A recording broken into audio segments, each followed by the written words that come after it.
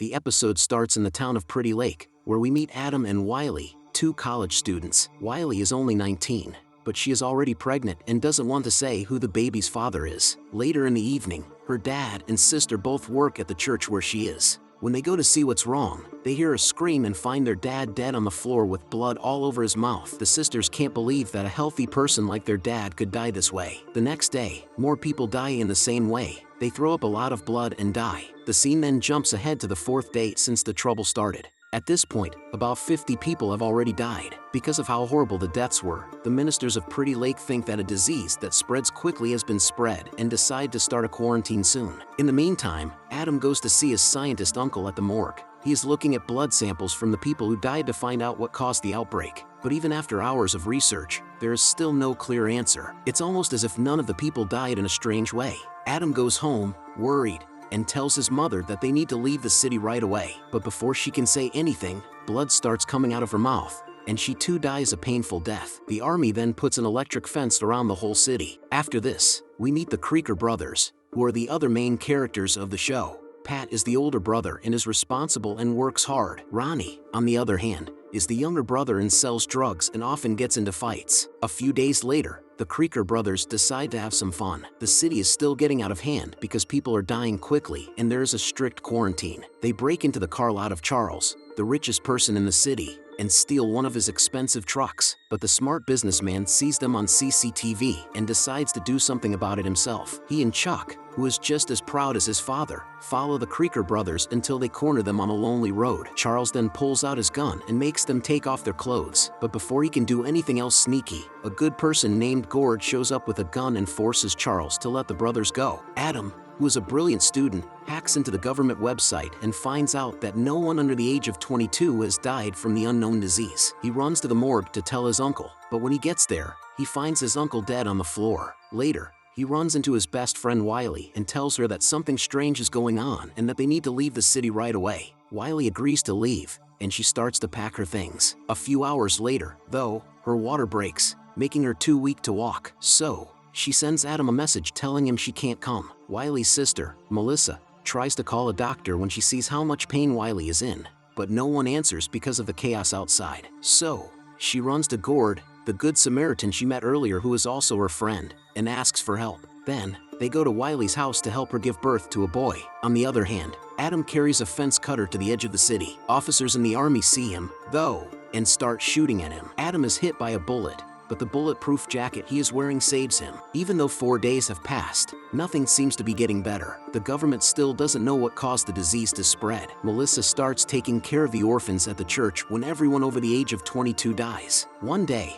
the government says that the virus is slowing down and that the quarantine will be lifted soon. But for that to happen, the young people will have to gather all the dead bodies and burn them. The news gives the people who are still alive hope, and they start right away to put the bodies of the dead in a certain place. In the meantime, Chuck has taken on more of a leadership role since his cocky father Charles died. He's trying to keep the city's young people in line so they don't cause trouble. He is also looking very hard for his missing sister Lana, who has been gone for a few days. He and his boys once caught Ronnie Creaker, an aggressive drug dealer, stealing medicine from a house. Chuck tries to take charge of the situation and tells Ronnie to back off, but Ronnie doesn't listen. Instead, he pulls out his gun and tells the boys that if they keep getting in his way, he will shoot them. Chuck has no choice but to let him go. But when one of his friends shows him a picture of a woman with her middle finger cut off in the evening, Chuck loses it. He realizes that the woman is the owner of the house where Ronnie took the medicines, so he figures that Ronnie did it to get her ring. So, he gets together his friends and goes to Ronnie's place to get even. In the next scene,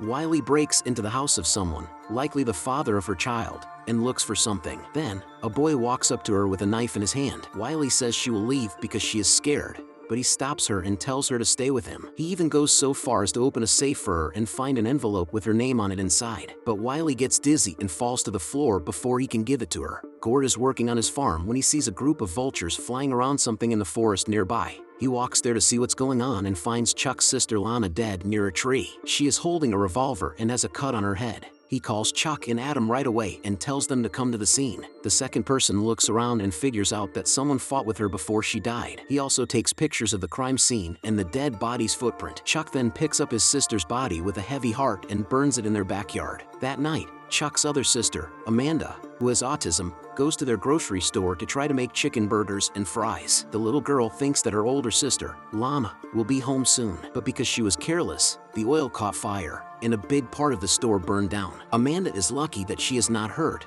but she is too afraid to admit that it was her fault. So, when her brother asks what happened, she makes up a story that she saw an old truck come into the store. When Chuck hears this, he thinks that the Creaker brothers did it because they also have an old truck. At night, everyone in the city gathers around the pile of dead bodies and gets ready to set fire to them. Adam is also looking for a person he found on a government website because he thinks that person knows something about the strange disease. He finds the man, and then he takes something from his pocket. But as he gets ready to leave, he hears someone nearby coughing. Adam is shocked to see Wiley among the dead people when he takes a closer look. He runs up to her quickly and pulls her out of the pile just before the whole thing goes up in flames. In the meantime, a tiger gets out of the zoo after attacking a boy who had come to feed it. The next morning, Chuck finds Lana's cell phone and goes right to Gord. He says that they need to face the Creaker brothers and teach them a lesson. At first, Gord isn't sure about joining Chuck. He says that they can't just go around attacking people. But when he finds out that Ronnie was the last person to talk to Lana, he agrees. Before Gord leaves the farm,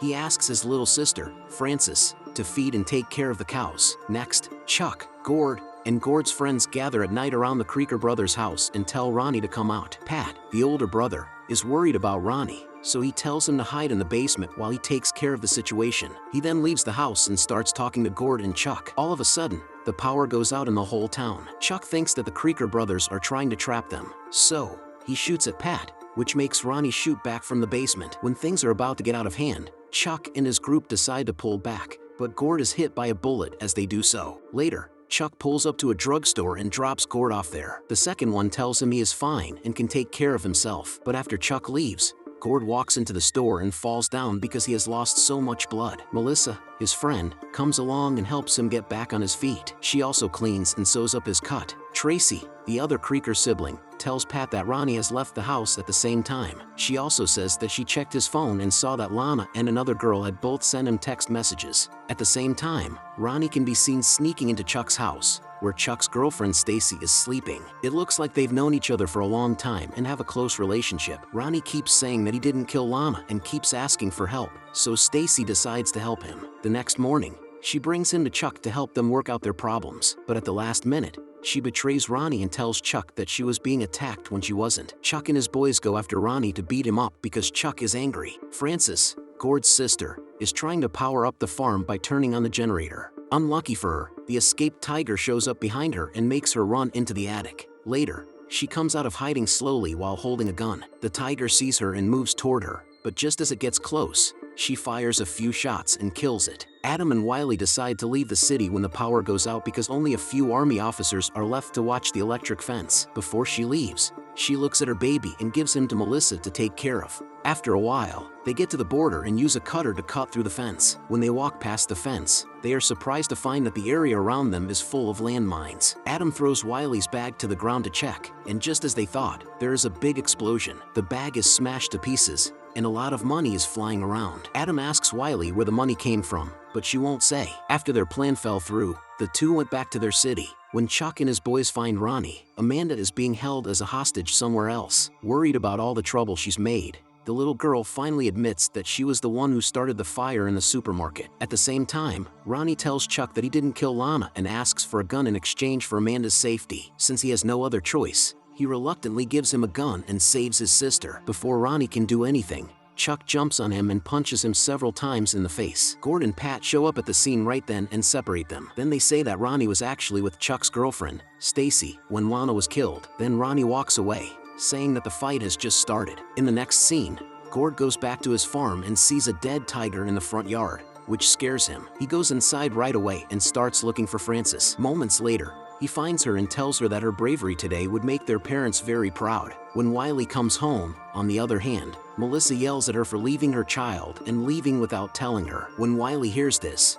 she gets mad and leaves the house, but not before telling her sister that she no longer has to take care of her baby boy. Later, Wiley runs around the city aimlessly and meets Ronnie. He tells her she can stop by his place if she wants to, and Wiley, to his surprise, says she will go with him. The next morning, she and her boyfriend go hunting in the woods, leaving her little boy with Tracy. In another part of town, Harrison and his friend are two young kids who break into Chuck's car warehouse and steal an expensive black car. Outside, Chuck's boys see them stealing and go after them. A few seconds later, Hara's son loses control of the car and crashes it into a ditch. He and his friend try to leave the scene, but Chuck's men catch them. Later, they are brought to Chuck, who decides to punish them if they don't have a good reason for what they did. But Harrison doesn't say sorry. Instead, he tells Chuck off for acting like he's the leader of the country. This makes the second person angry, so he ties Harrison to a metal pole. Adam goes back to the spot in the forest where Lana's body was found the first time. He looks around and finds a cap that looks like the one Pat Creeker wore to baseball games. Adam decides to look into the case himself now that he knows this. Later,